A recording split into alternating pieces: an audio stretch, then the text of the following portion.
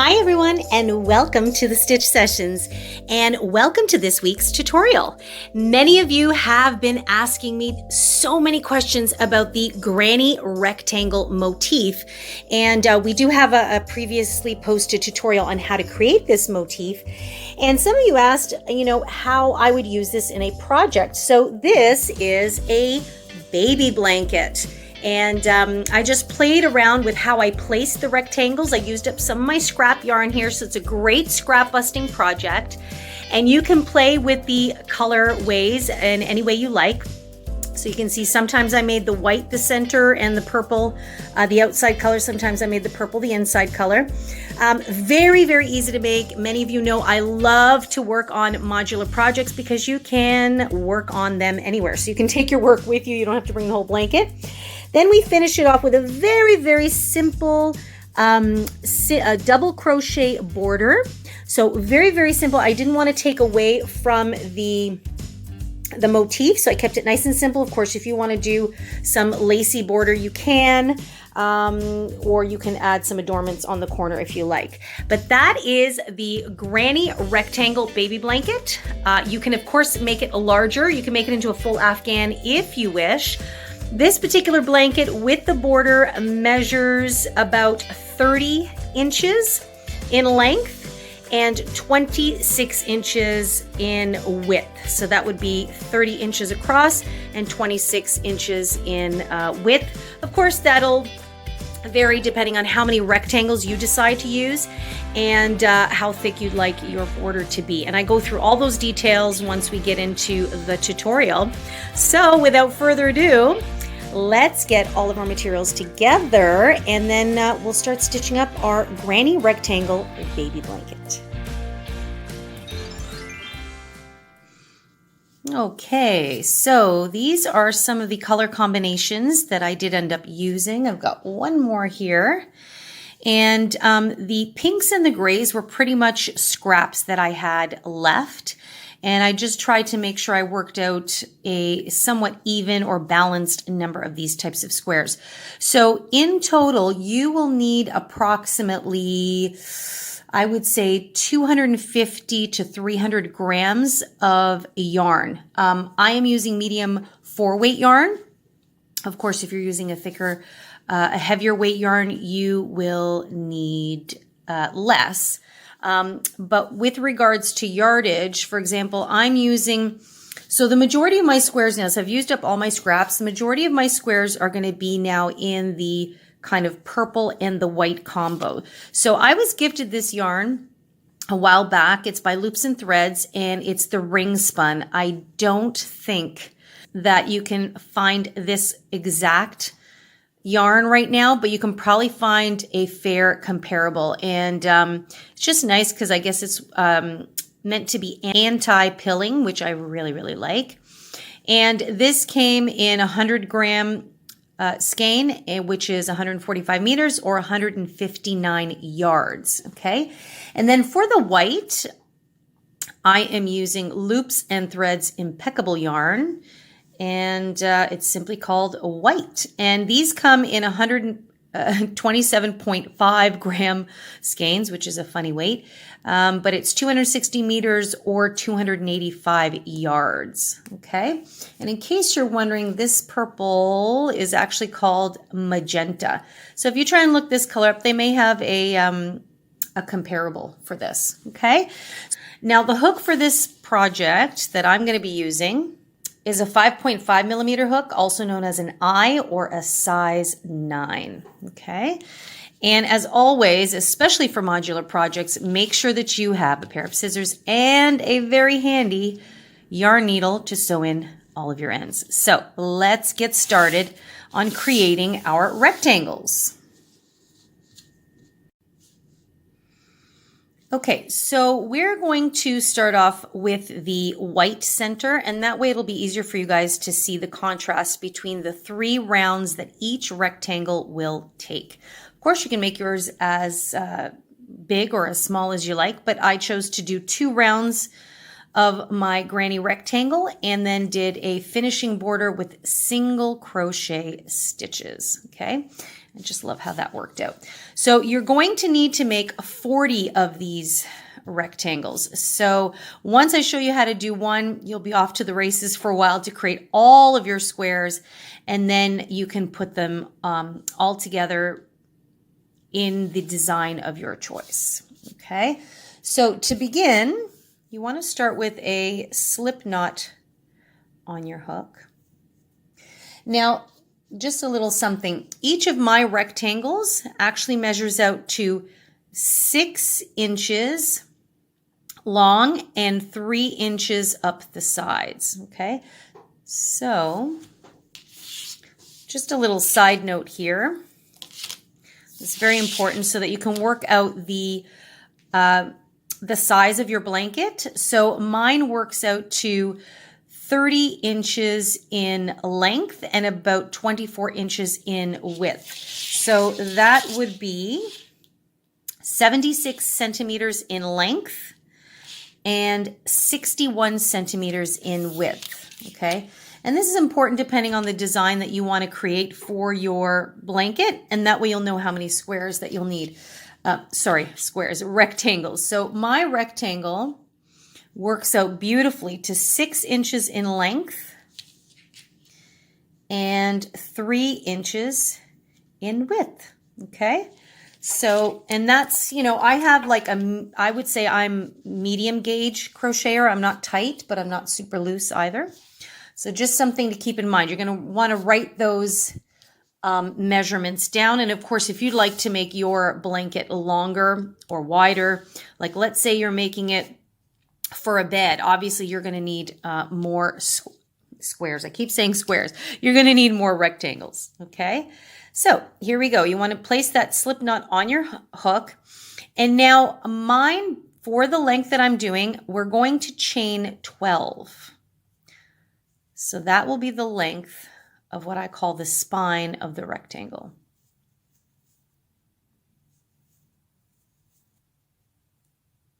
Okay. Once you've chained your 12, you want to add an additional 3. 1, 2, and 3.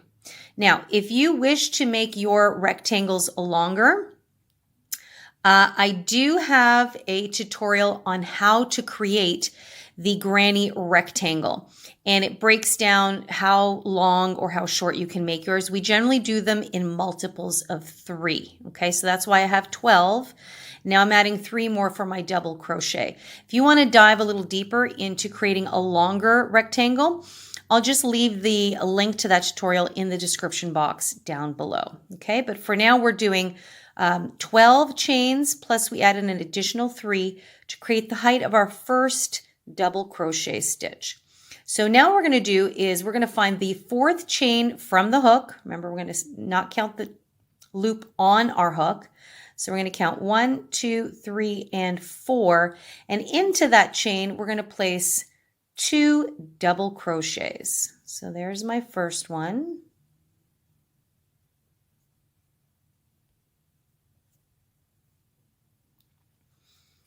And this will be my second one.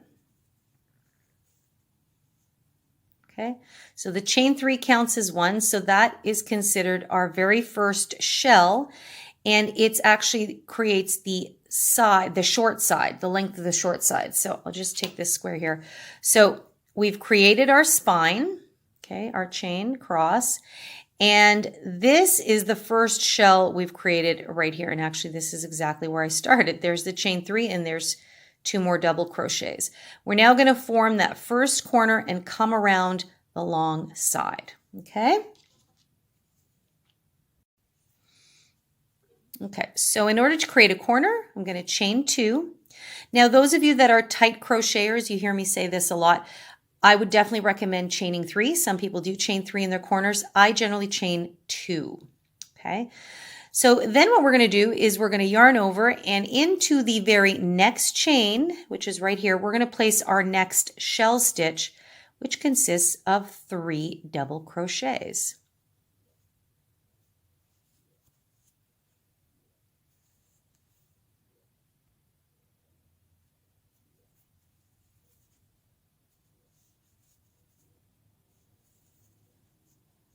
Okay, and then I have one more. Okay, so it's going to look a little something like that. So you should be able to see that corner is starting to be formed nicely. Sorry guys, I realize the white yarn against the white background is a bit tricky. Okay, so we've done our short side, we've created a corner, and now we're going to work down our long side. So down our long side, what you're going to do is you're going to skip the next 2 chains, and into the 3rd chain, you're going to place your next shell stitch. Okay, and that's what you're going to do all the way down. You'll always skip 2, and into that 3rd stitch, you will place a shell. Okay, and don't worry if you see that these stitches are stretching, that's normal. It'll all settle once we finish our rectangle. Okay, so the next one would be skip the next 2 and into the 3rd, place a shell. Skip the next 2 and into the 3rd, place a shell. You should have 1 stitch left when you are finished your long side. So go ahead and do that, and I'll meet up with you when you've got 1 stitch left. Okay, so I now have 1 stitch left, and so far my work looks like this. Sorry guys, I'll just kind of hold my hand there so you can see a little bit better against the background there. So we've got our short side created, our first corner, and then we have our long side, which consists of 1, 2, 3, 4 shells. Okay, so that is what's going to go down the long side. Now we're coming up to our next corner. So we know in our corners, we're going to chain 2, 1 and 2, and now into that very last stitch that we have left. Don't confuse it with the slip knot there. Okay, that's a slip knot. That is the last chain we have right there. So into that chain, we're going to put our next shell stitch, which is 3 double crochets, and that's going to create our next short side. Okay, so hopefully at this point you're very well versed in your double crochets. Okay, see that? So it's just kind of, that chain 2 really helps your stitches bend around there. Okay, so now what we're going to do is we are creating our next corner, which is chain 2. And we're now going to work down the bottom side of that initial chain. That's why I call this the spine of your work, okay? So it's going to be a little easier to see because you're going to work into the bottoms of the shells that you worked along the top. So I'm going to yarn over and I'm going to insert my hook into that chain with the corresponding shells. So I'm going to insert, I'm just going to try and work over that short tail there, and place a shell, which is 3 double crochets.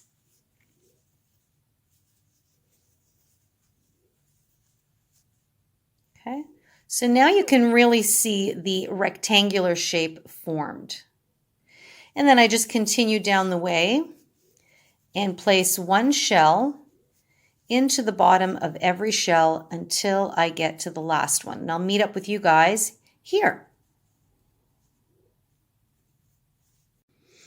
Okay, so there we have the other part of our long side created. By the way, guys, I forgot to mention something. Just like in the corner, if you're a tight crocheter, I recommend you chaining 3. In between shells, some people will do a chain 1 as a spacer. It doesn't count as a stitch, but it just helps your work to sit nice and flat. So again, if you are a very tight crocheter, I strongly recommend you placing those chain 1s in between, and it helps your work, your stitches to sit nicely. Like I said, I'm a medium crocheter, so I generally do not chain 1. Okay, so I'm going to finish off this last corner now with a chain 2. And now I'm going to find that first chain 3 we created, and into the top of that chain 3, I'm just going to slip stitch to join. Okay, and then I'm going to snip my yarn off. Round 1 is complete of our rectangle. Okay, and I'll just pull that through. And there we have it. Okay, so if you're doing yours in the darker color first, or maybe you're doing all of yours solid, it's totally up to you. But for me, this is my center. So this is one of the white ones. And then of course, I'm also going to alternate and do some of them dark inside first. Okay, so kind of gives it looks like this, I kind of always feel like it looks like this vine, right? They look like little leaves, or like an oak leaf in a way. So, okay, so this is the center. Now we're going to work round 2 in our contrasting color, which will make it a little bit easier to see. Okay, so we're going to take our contrasting color, and you're going to place a slip knot on your hook, just like that. And I always like to start away from my last little join there. That way, when I'm sewing in my ends, it doesn't all get bunched up into one corner there. Okay, so you'll place it in the corner and you're going to slip stitch to join. Just like that, okay? And now I'm going to chain 3, 1, 2, and 3. And we're going to create our first shell here. So we're going to place 2 more double crochets into this chain 1 space. I'm going to try and work over that a little bit. Okay, so as usual, pull through 2. Okay, just like that. So this is half of a corner. So we're going to start along the way here. Okay, so now what we're going to do is we're going to go into the first space, and we're just going to place a shell into the space. Okay, so it's going to be a little bit easier to work now as you work consecutive rounds, because now you don't have to count stitches really, you just look for your spaces. Okay, so now you can see a little bit more of a contrast. So this is half of our corner. We're going to finish this corner when we come back around. And so now into every space, you're going to place a shell. Pretty easy.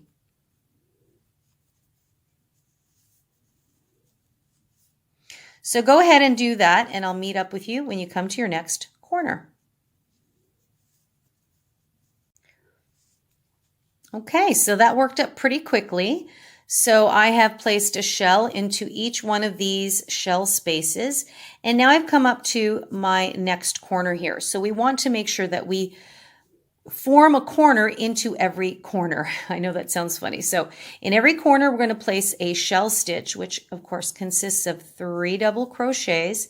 And initially that might stretch out to the side a little bit because we're not doing a chain 1 in my case, but don't worry, the more stitches you place in this corner, the more relaxed your work will become. Okay. Oops.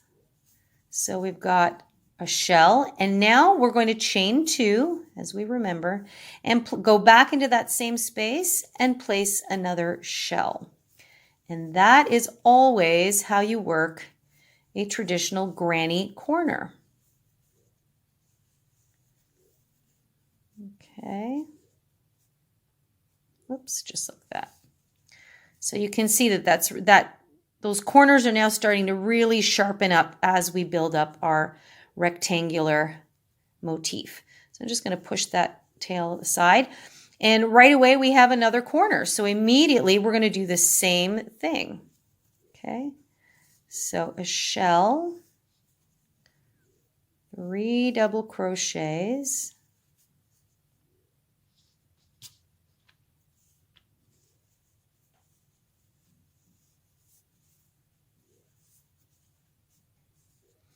chain 2, and back into that same space, another 3 double crochets. By the end of this project, you'll be a super pro at doing granny rectangles along with granny corners. So whether you're doing a square or rectangle, you'll be very well versed. So there you go. Shell, chain 2, shell. So now you really, really can see your rectangle taking shape. Isn't that nice? Okay, and now the rest, you know, you're going to go into the very next shell space, and you're going to place a shell into each space all the way down, okay, to each space. And when you get to your corner, you know what to do. shell, chain 2, shell, and I'll meet you when you've completed it because we've got to do the last half of this corner. Okay, so I've just done that last corner there, and now I want to close up my work. But remember, we only did one shell here. Now, some people would form the whole corner. I like to kind of form half of it so that I can attach to it at the end. And at a much later time when I talk about other types of motifs, I'll explain to you why. But for now, we've just done half, and so I'm going to go in and I'm going to do the other half here of that corner, which is a shell stitch. Might feel like a bit of a stretch at first. Okay. And then I'm going to chain 2, and then I'm going to find the top of my chain 3. And I'm going to slip stitch to join. And that completes round 2. So I'm just going to snip my yarn and just pull that through. And there we have our base granny rectangle for this project. Okay, now we're going to start on round 3. Now I'm not going to worry too much about this tail here because I'm going to work over it in my border.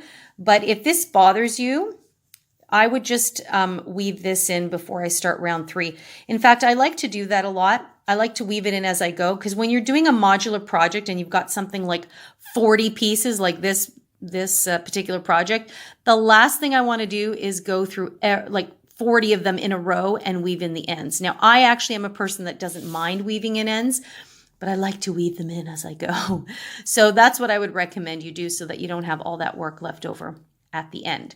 So once you do that, I'll meet back up with you here and we'll do our finishing border, and then you're off to the races just replicating these another 40 times.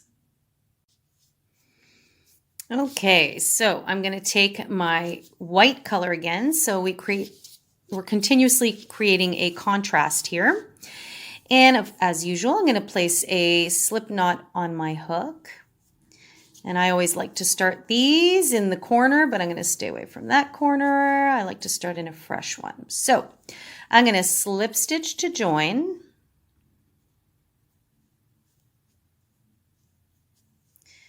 Oops.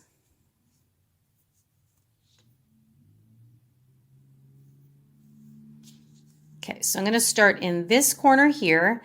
What I'm going to do is I'm going to insert my hook. Whoops. I'm going to pull up a loop and I'm going to single crochet right away. Some people like to slip stitch and chain 1. But for this particular type of project, I like to just single crochet right away. Okay, and then I'm just going to pull that tail over and I'm going to work over it. So I've got one single crochet in the corner, and now what I'm going to do is I'm going to move immediately and I'm going to work into every stitch now. So I'm no longer going to work into spaces, I'm going to work into stitches. So I'm going to insert my hook, pull it through, and I'm single crochet. And that's basically all I'm going to do all the way around. But I'm just going to take you through to that first corner. Just working over that tail there. So just single crochets for our border. You can certainly do double crochets if you want, and that will also give you more width in your blanket, width and length, because those stitches are taller. But for me, I'm just doing single crochets there. Okay, so my last stitch here before the corner. Now into every corner, what I'm going to do is I'm going to place 3 single crochets into that space. So we have 1, 2, and then the third one. Okay, and you can see that that just curves very nicely around the corner there. Okay, now once I come out of a corner, you want to be careful that you don't skip the stitch here, because usually a stitch will sit to the right side of the post on your right side, or the correct side. Now this happens to be the chain 3 where I joined, so I am just going to go right into that chain 3 and single crochet. But now this next post here, see that stitch gets stretched out because of that slip stitch. So I always make sure that I don't miss that one. And again, I'm going to work over that short tail. Okay, just like that. And then I continue on. Now the rest is easy peasy. So I find my next stitch, which is right there. Okay, so you can see it just creates this beautiful contrast and moves all the way around. So just one single crochet into every stitch every time you come to a corner. You're going to place 3 single crochets. Then you'll stitch 1 into every stitch. Here's a corner.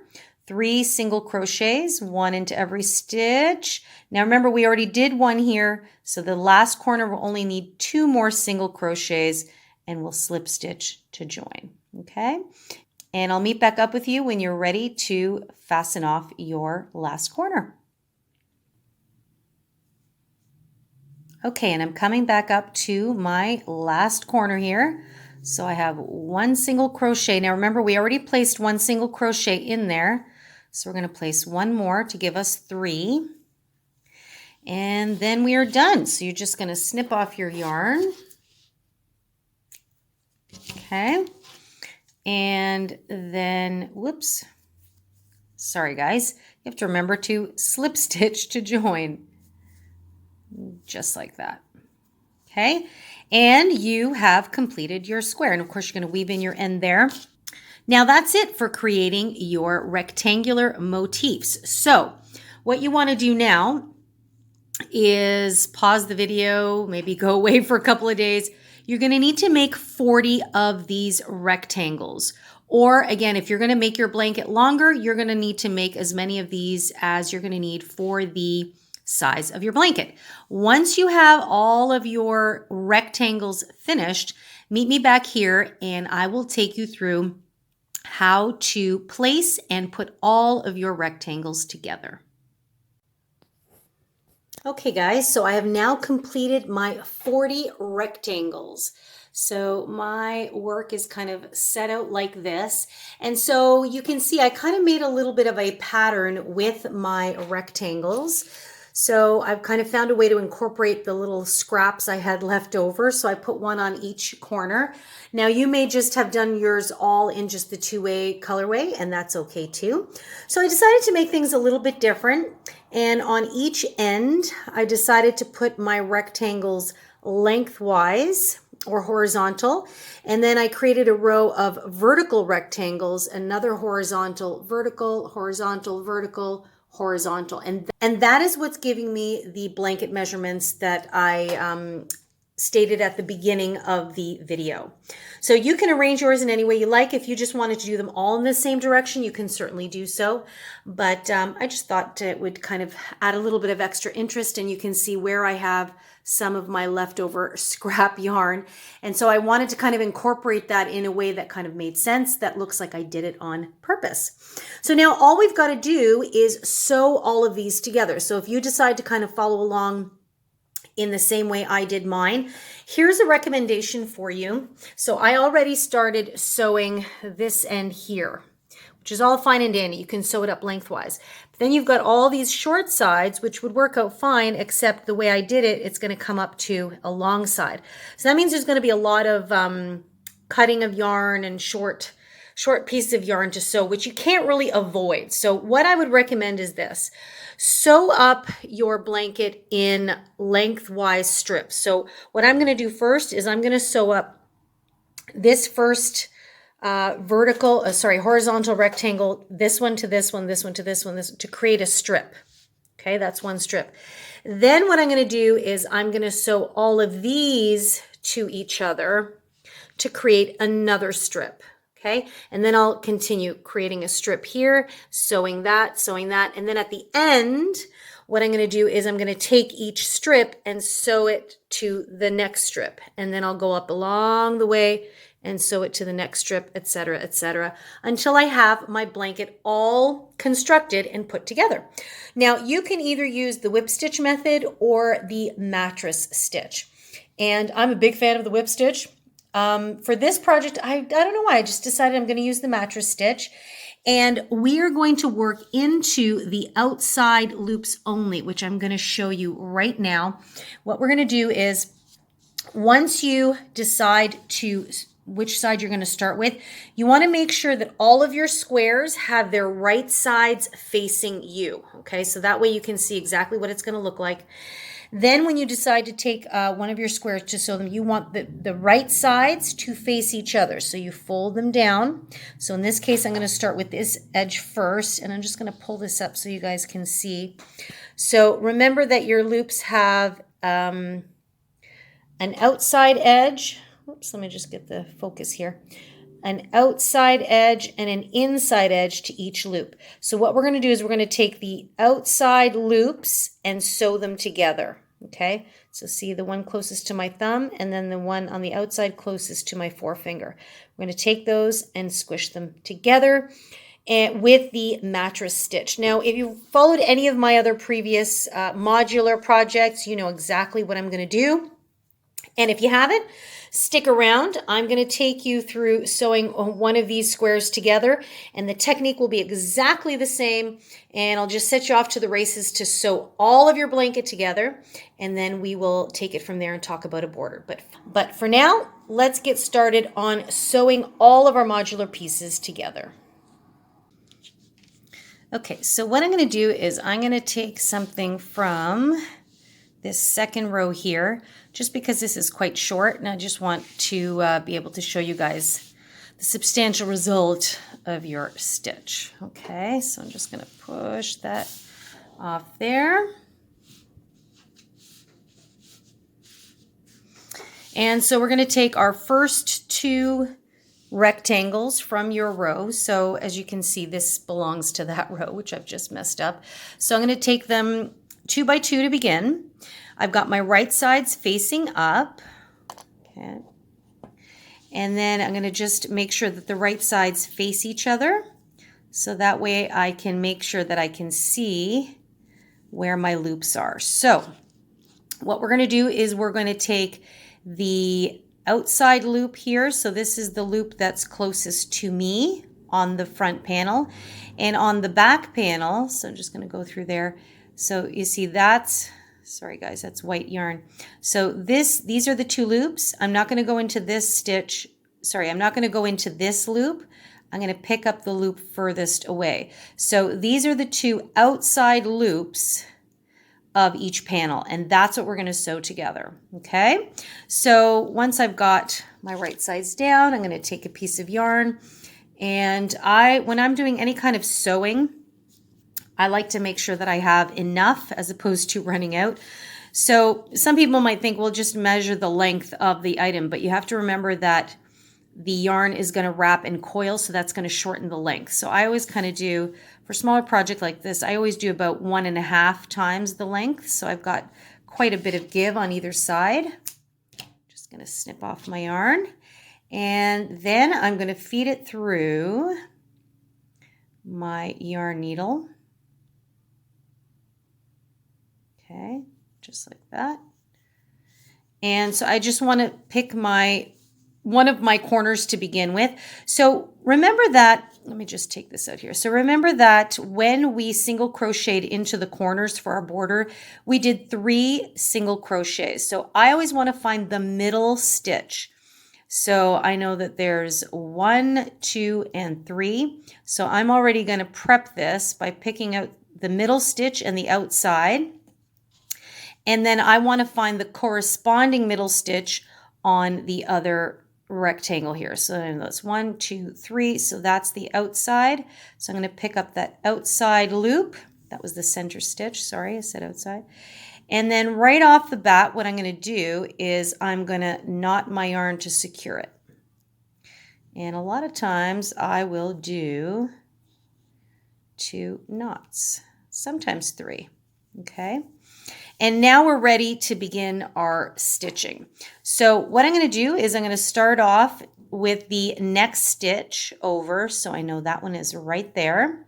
And then I'm going to find the corresponding stitch on this panel. But remember, I don't want to go through the whole stitch. I want to just pick up that outside loop, which is the one closest to me. And then I feed it through Just nice and easy. You probably have to just sew in that light little tail there afterwards. And now I'm going to go into the next stitch that's closest to me. So I'm going to go to the neighbor here, and I'm just going to pick up that outside loop, which is the one closest to me. Now I want to find the corresponding stitch across the way there. And again, I'm not going to go through the whole stitch. I'm going to pick up the outside loop. So you can see outside and outside, and then I feed it through. And now I stay on that panel or that rectangle, and I go to its neighbor stitch, which is right there.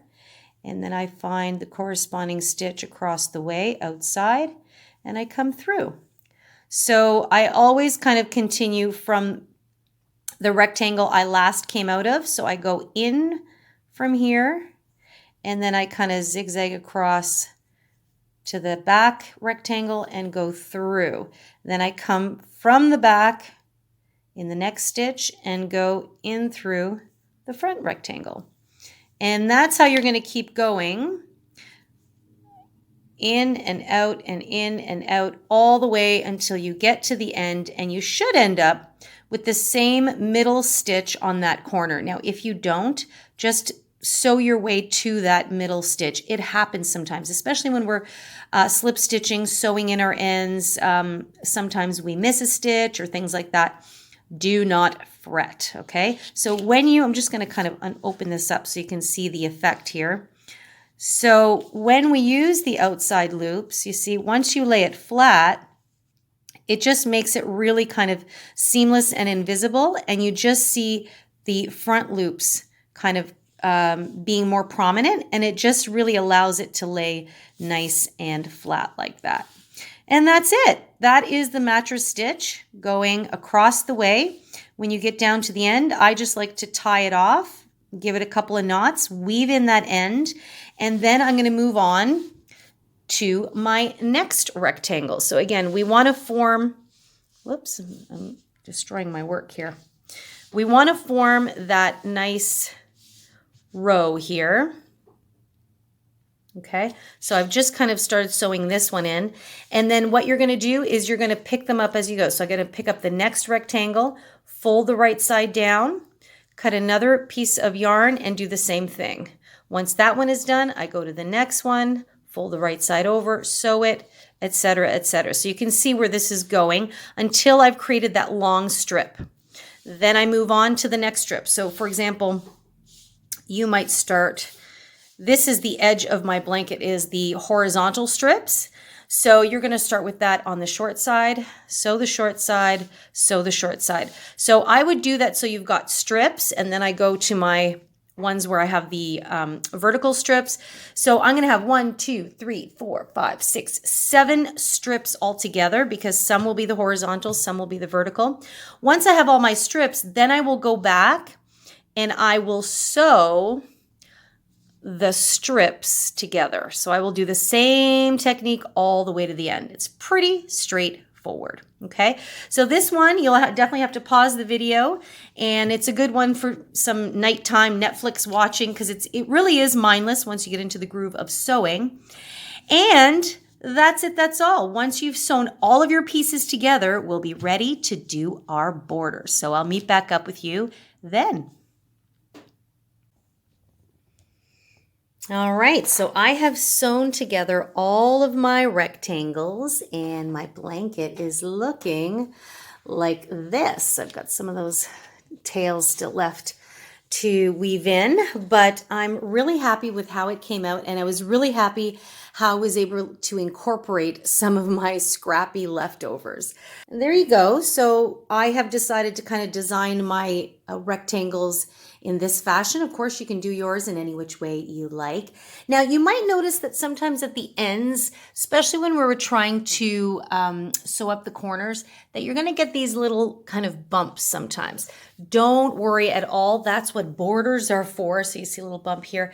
So that will disappear once we get onto our border, which is exactly what we're going to do next. Now, some people like the idea of blocking their blanket before they do their border. It's totally up to you. It's a personal choice. There isn't one way that's the best way in my, but in any case, I'm going to take you through starting our border.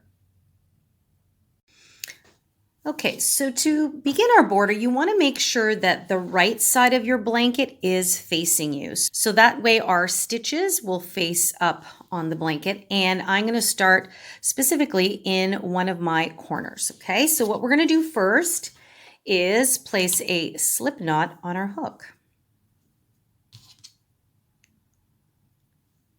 Just like that. Okay, and so now I'm going to find my corner here. Okay, so there's my corner. And so what I want to do is I want to find that middle stitch. Remember we stitched 3 single crochets into the corner. So I know I've got 1, 2, and 3. Okay, so I'm going to go into the middle stitch, but what I'm going to do a little differently, instead of going through the whole stitch where you see the 2 loops, I'm just going to work into the back loops only. Okay, so I'm going to start like that, and I'm going to slip stitch to join. Okay, and then from there I'm going to chain up an additional 3. So I have 1, 2, 3, and this will count as a double crochet. Okay, from here I'm going to yarn over and I'm going to place another double crochet into that same loop, and don't worry that it's going to stretch it a little wee bit. That is normal. Okay, so we're right in the corner there, so we want to make sure that we come around nicely. Okay, and so now we're going to go into the very next stitch, and we're going to work into the back loops only for this border, and I'm doing that just to give it a little extra texture and detail. So we're not going to go into the whole stitch. We're going to go right down the center so that you're working through the loop furthest away from you. Just going to try and work over that tail there. And you are just going to pull up a loop, pull through 2, yarn over, and pull through 2, like a traditional double crochet. So it's going to be a very, very simple border. And that's all you're going to do all the way around. You're going to place 1 double crochet into each stitch until you get to your next corner. And then I'm going to meet up with you in the very next corner just to take you through how we're going to go all the way around that corner. Okay, so I've done a few stitches now, and you should be able to see that by working into the back loops only, it's creating a little bit of a nice ridge there. Now, every so often, you're going to come across the join where you sewed your squares together. There's my tail there. And so as much as we try to keep them nice and even, there's always that little bit of a dip. So I have kind of my method that I use to fix this, and different people have different ways of dealing with this, but I'm going to show you how I'm going to deal with mine. So I'm going to continue to place 1 double crochet into the back loops of the next 2 stitches, which are going to take me to the end here. Whoops. Back loop only. Realize it's tough when you're working with white yarn against a light background. So there we go. And now this is actually the corner stitch here. So I'm going to continue and place 1 double crochet into that back loop. And I know you're getting nervous because those loops are stretching, but it's going to be okay. Now I'm going to work into the join between this rectangle and this rectangle. So that little knot there, that's where it was joined. So because it creates a little bit of a dip, I want to try my best to keep my edge fairly straight without any ridges. So I am going to place an extended double crochet here. So what that means is you're still going to yarn over. You're going to insert your hook into the space where the join happens. I'm going to work over that tail. You'll pull up a loop as usual, just like a regular double crochet. You're going to yarn over, but you're only going to pull through 1 loop.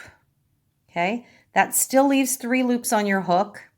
You will then yarn over, pull through 2, then yarn over again and pull through the other 2. So that's an extension in the length of a traditional double crochet. So you can see it's kind of keeping the top line fairly level, but it's filling that gap.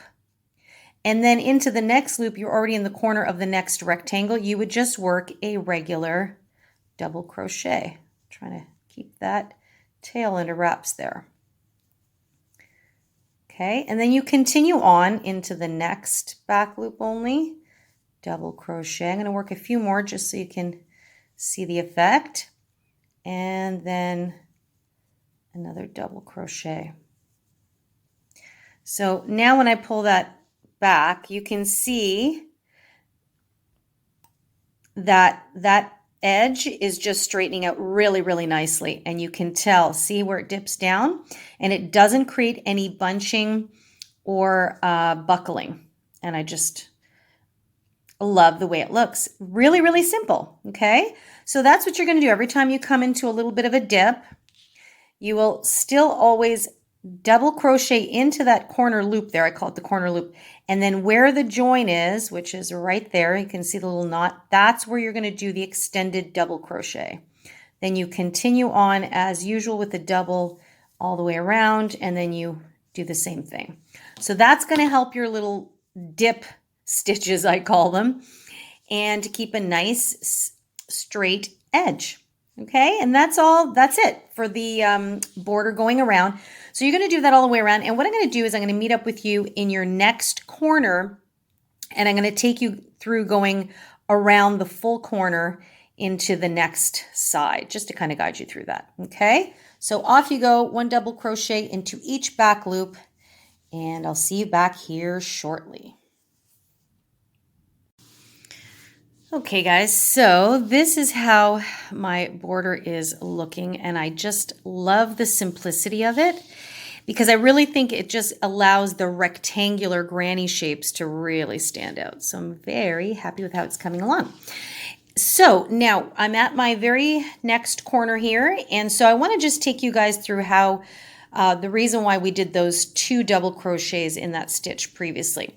So I've got one more stitch here I'm working into. Double crochet, and now this is that middle stitch of the single crochets. So we're going to place 2 double crochets into that same stitch. Okay, so that's already starting to help us come around, and then we're just going to chain 1 and go back into that same stitch and place 2 double crochets again. So it's going to get quite a few stitches in this loop, but you should already be able to see that it's helping it go around and creating that definite edge there, which is perfect. And now I'm nestled right into that very next stitch. And now I'm just going to continue on with 1 double crochet into each stitch. So it's very, very simple. Just a nice little technique to help you round your corner. Now, some people like to do 3 double crochets, chain 2 and 3 double crochets like a traditional granny corner.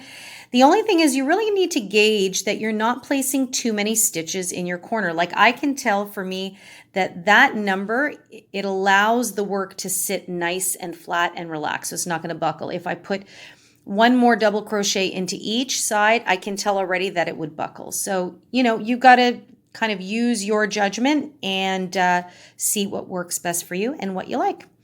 Okay, and so that is it. Now I'm just basically going to set you loose to finish your border completely all the way around. And then what I'll do is I'll meet back up with you when you're just about ready to kind of seal off that last corner. Because remember, in the first corner, we didn't do the full number of stitches. We only did the 2 double crochets. So just meet back up with you there when we're just ending off our border. All right, I've got 1 more stitch left, and then we are just about done our first round of the border. So now I'm back to that corner. Remember we did a chain 3 and a double crochet? Well, we have to add 2 more stitches in here to create that full corner. So we're going to go back into that original first stitch and place 1 double crochet, and then we're going to go back and place 1 more, and then we'll chain 1. Okay, and then we want to find the top of that chain 3 and slip stitch to join. Okay, and we've completed our border. Now you can just leave it as a 1 row or 1 round border, which is just as pretty. And I originally was going to do that, but I am going to go ahead and do a second row or a second round just because I have some yarn still left, and I think it will look really, really good to just have a nice thick but plain border. And you can see how nice and even it just kind of gives the edges a nice little finesse. So if you are interested in doing a second round, what you would simply do is right where you slip stitch to join, you're going to chain 3, and then right into the next stitch you will continue, and now I'm going to continue doing back loops only, placing 1 double crochet into each back loop stitch, and it's pretty much the same. And now, because this time we worked kind of on the side of the corner, so you see we slip stitched into the chain 3, so we started with the chain 3 and then we just continue on. So when you come back around, you will do the full corner here. 2 double crochets, chain 1, 2 double crochets, and then slip stitch to join. Okay, and so now you guys know what happens in each corner, just what I said. So you're just going to keep going, 1 into each, and then do your corner into a corner and go all the way around. So I'm going to do one more round of my border, and then we're pretty much done, and I will show you my final product.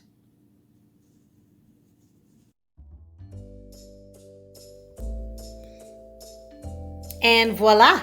Our granny rectangle baby blanket is finished. So as you can see, I did 2 rows of that nice plain border, and working into the back loops just gave it that beautiful little ridge detail that I just think makes it just finish off so lovely. And if you wanted to, you can always kind of put a tassel or something on the corners there. But again, I just wanted to keep it nice and simple to really show off the rectangular motif. And that's it. That's all. The rectangle, the granny rectangle baby blanket. I hope you found it fairly easy to work on. Again, it was great practice for you to work on this particular motif. And like I said before, many of you requested more projects using this motif. So here it is. Now, if you have any questions, you know, you can always drop me one in the comment box down below. Or as always, you can email me directly at info@crochetcrafty.com. And you can say hello to me on social media. I'm on Instagram and Facebook at The Stitch Sessions. So I hope you have a wonderful time working on this project, and please do feel free to share with me your color choices. I'm always curious to see what colorways you guys have designed. So in the meantime, that's all for now. Have an amazing day. Happy crocheting as always. Take good care of yourselves, and I will see you guys in the next session. See you guys next Wednesday.